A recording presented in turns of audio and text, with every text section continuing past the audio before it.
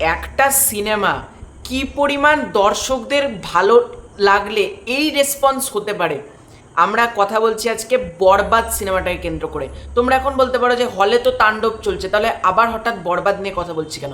ভাই, বরবাদ নিয়ে কথা বলতে হবে, কারণ বরবাদ সেই রেকর্ডগুলো প্রতিনিয়ত গড়ছে। আমি তোমাদেরকে এর আগে বলেছিলাম যে বরবাদ চরকির ওটিটি প্ল্যাটফর্মে কি পরিমাণ ভিউয়ারশিপ কিন্তু জেনারেট করেছিল বরবাদ, তাই জন্য নাম্বার 2-এ বরবাদ ট্রেন্ড করছে চরকি ওটিটি প্ল্যাটফর্ম, এবং টিল নাও বরবাদ কিন্তু চরকিতে 2 নম্বরে ট্রেন্ডিং করছে। আমি আজকে দেখছিলাম। তো এবার যদি কথা বলি বরবাদের রেকর্ডকে কেন্দ্র করে, ঈদ উল ফিতর থেকে ঈদ উল আজহা বরবাদ ঝড় কিন্তু থামছে না। বলা যেতে পারে রোজার ঈদে বরবাদ রিলিজ করেছিল, কুরবানি ঈদও কিন্তু চলে গিয়েছে, তারপরেও কিন্তু বরবাদ থামছে না। এটা মেগাস্টার শাকিব খানের পাওয়ার বলা যেতে পারে। কোন কোন হলে বরবাদ চলছে চলো এক ঝলক আমরা দেখে নিই।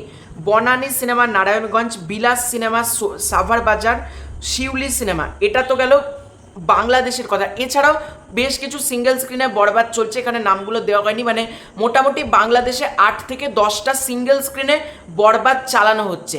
ভাবো, ওটিটিতে আসার পর বরবাদ চালানো হচ্ছে, এবং যে ছবিটার অলরেডি এইচডি প্রিন্ট বেরিয়ে গেছে, মানে রিলিজ হওয়ার প্রায় 30-32 দিন, মানে 1 মাস নাগাদ ধরতে পারো, সিনেমাটার এইচডি প্রিন্ট পুরো বেরিয়ে গেছে। তারপরেও সিনেমাটা ওটিটিতে এই রেকর্ড, ওটিটিতে আসার পরও সিনেমা হলে দর্শক যাচ্ছে বরবাদ দেখতে। এবং আমি অনেকে খবর পেলাম অনেক জায়গা থেকে যে মানুষ তাণ্ডব দেখেছে, তাণ্ডব দেখার পর আবার বরবাদ দেখতে গেছে আরেকবার।